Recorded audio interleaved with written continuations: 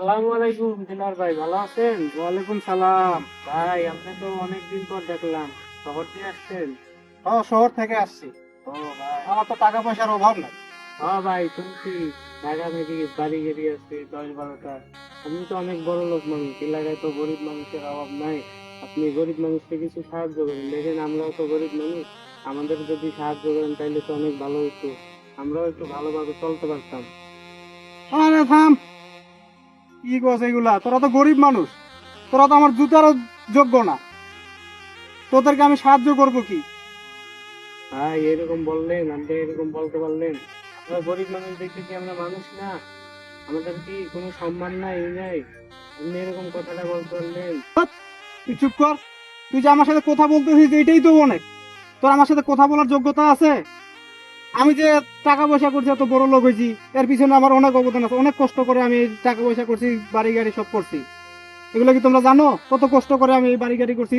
তাই বলে কি এই বাড়ি গাড়ি সব বিক্রি করে আমি তোদেরকে দান করে দিব নাকি? ভাই আমি তো ও কথা বলি নাই, আমি তো বলছি যে ভাই আপনার অনেক টাকা পয়সা আছে, আপনি যদি অল্প কিছু করে যদি সাহায্য করেন, অল্প কিছু করে সবাই যদি সাহায্য করেন, তাহলে সবাই একটু ভালোভাবে চলতে পারতো। আর টাকা পয়সা নিয়ে তো কবরে যাইতে পারবেন না। টাকা পয়সা নিয়ে কি কবরে যাইতে পারবেন? সবারই শেষে মাটির নিচে যেতে হবে, 3.5 হাত মাটি। এমনও আছে মানুষের 3.5 হাত মাটিও হয় না। ও, সর সর সর, আর যাইতে দে। এই বসুন ভাই, এগুলো পড়িয়েছ, এগুলো ঘের শুনলাম। কিরে ভাই, কি খবর? এই যে ডিলার ভাই শহর থেকে আসলো, তারে বললাম যে ভাই আপনার তো এত টাকা পয়সা, এত জমি জমা, আপনি গরিব মানুষকে কিছু সাহায্য করেন। সে আমাকে উল্টে ঝাড়ি দিয়ে দিয়ে সে চলে গেল, আমার ধাক্কা দিয়ে ফালাই দিল। সে গরিব বলে আমাদের কিছু মনে করলো না, তার এই অনেক গেছি টাকা নাকি? পয়সা। হ্যাঁ ভাই। এই বড় লোক ভাই এইরকম হয়ে গেছে। হ্যাঁ ভাই।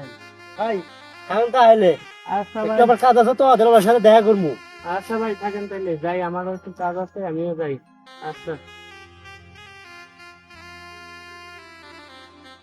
আসসালামু আলাইকুম দিলার ভাই। ওয়ালাইকুম সালাম। ঠিক আছে, শহর থেকে এলেন নাই? হ্যাঁ হ্যাঁ, আজকে সকালবেলা আসছি। ওখানে দেখলাম মাসুদ ভাই পড়িয়ে আইছে, কিছু হয়েছে নাকি? ওটা হয়েছে কি ভাই, ও আমাকে কইলো গরিব মানুষকে দান করার কথা। তো আমি তখন জিনিসটা বুঝতে পারিনি, রাগের মাথায় ছিলাম, রাগের মাথায় ধাক্কা দিয়ে আসছি আমি। দেখ, এটার জন্য আমি মাসুম ভাইয়ের কাছে অনুতপ্ত, ক্ষমা প্রার্থী। ওকে বলে দিও। আচ্ছা ঠিক আছে। কি ভাই, ভালো আছেন ভাই? হ্যাঁ ভাই, আছি। মাসুম ভাই, জি ভাই। কই যাও?